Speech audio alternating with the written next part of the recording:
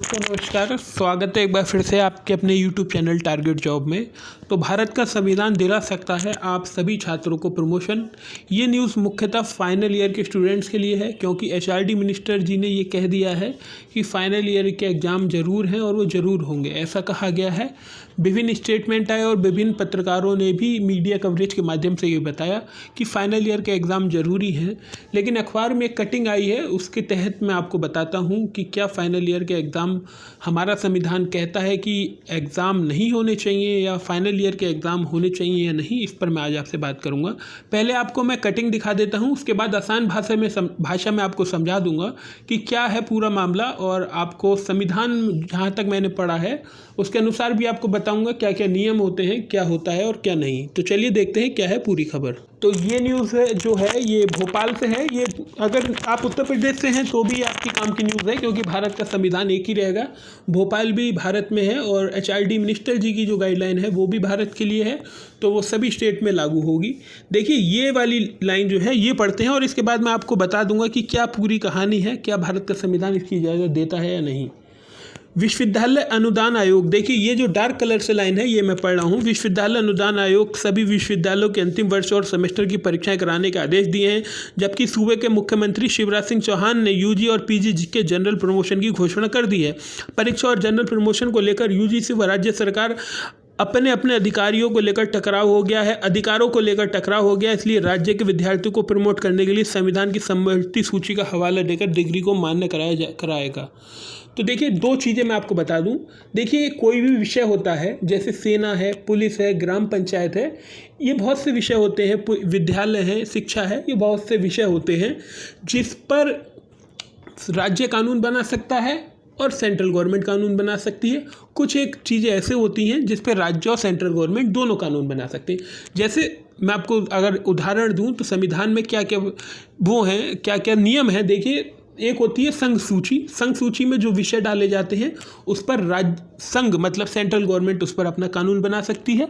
दूसरी होती है राज्य सूची। राज्य सूची में राज्य उस पर कानून बना सकता है और वो उसे लागू कर सकता है। तीसरी होती है संवर्ती सूची। संवर्ती सूची जिसमें शिक्षा को रखा गया है।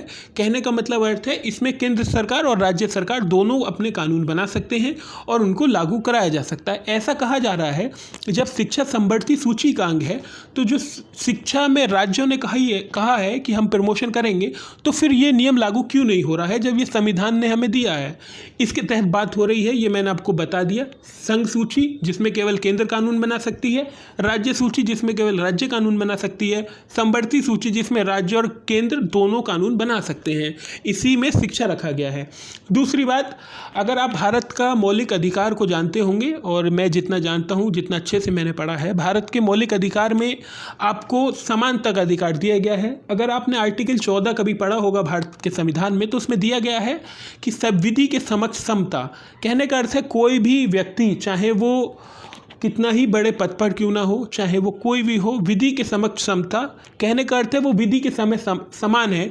अगर न्यायालय है तो सभी के लिए वो समान है। कोई जाति, धर्म, मजहब, जाति, पंथ, संप्रदाय इससे नहीं जोड़ा जाएगा। कहने का मतलब यही है कि आपको आपके मजहब से, धार्मिक संस्थाओं से नहीं जोड़ा जाएगा।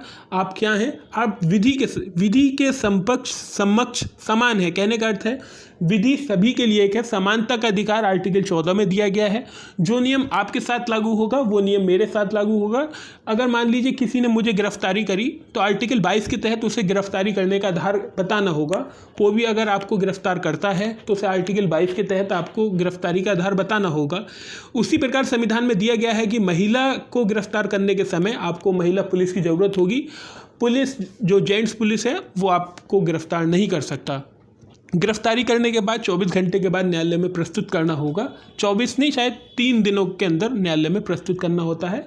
ये भी कानून है। तो विधि के समक्ष समता, इसी की बात हो रही है आर्टिकल 14 की बात।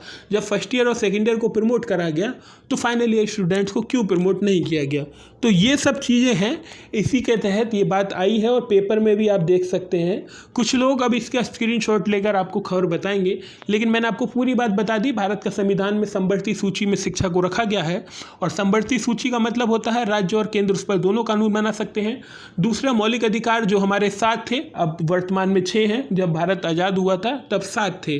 संपत्ति के अधिकार को हटा दिया गया है, तो 6 मौलिक अधिकार में समानता का अधिकार, और उसमें भी 14 आर्टिकल 14 समता का अधिकार, सभी समान है, चाहे छोटा हो बड़ा हो, जो नियम सबके लिए है वो हमारे लिए है।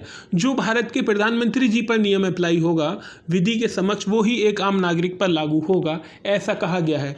इसमें केवल 2 जनों को छूट दी जाती है, एक राज्यपाल महोदय और एक राष्ट्रपति जी, इन दोनों को छूट दी जाती है।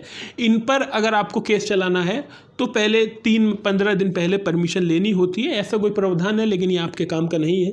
लेकिन मैंने आपको बता दिया, विधि के समक्ष समता, इसी के कारण, संविधान के कारण आपको ये बात कही गई है कि आप भी प्रमोट होंगे। बाकी जो भी अपडेट होगी वो आपको अपने चैनल पर मिल जाएगी।